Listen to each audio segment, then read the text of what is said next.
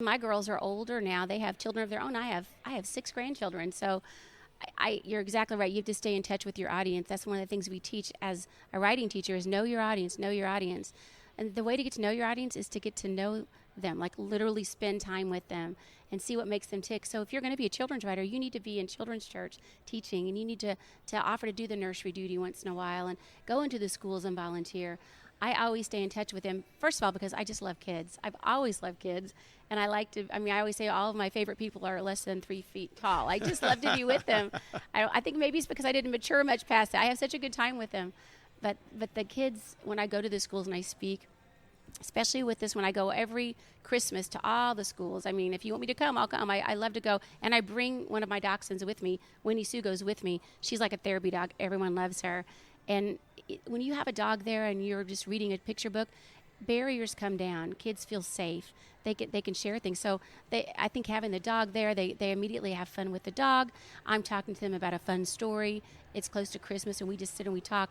And I'm down on the floor with them, and they'll share things with me. So, Bob, when they tell me things that they're struggling with, I take note of that, then I'm going to address that in a future book. I'm going to put that in a devotion for kids, because I know if one person's telling me that, there are probably hundreds of others also struggling with that.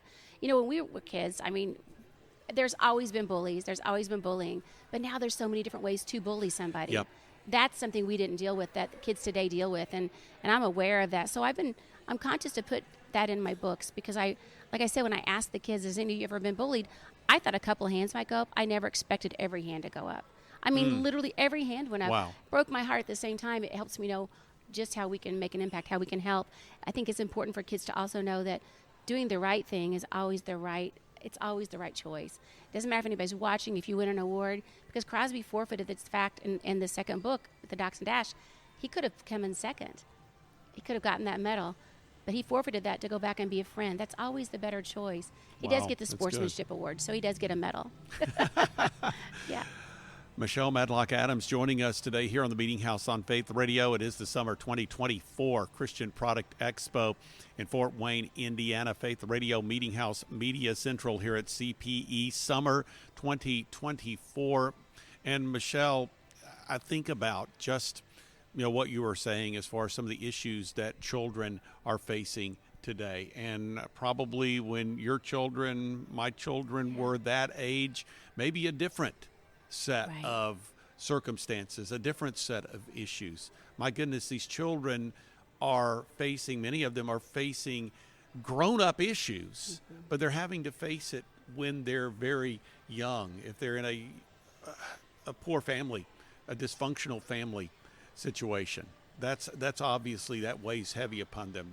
The bullying, of course, that can be done electronically. Yes. Now. So there are many ways. And so they're facing a myriad of problems. And obviously you've been very sensitive to try to really be able to address some of these things through your writing. What do you find from a biblical standpoint, or maybe a principle or two, that you really want to get across to children that are facing some of these incredibly grown-up things? That's such an important question.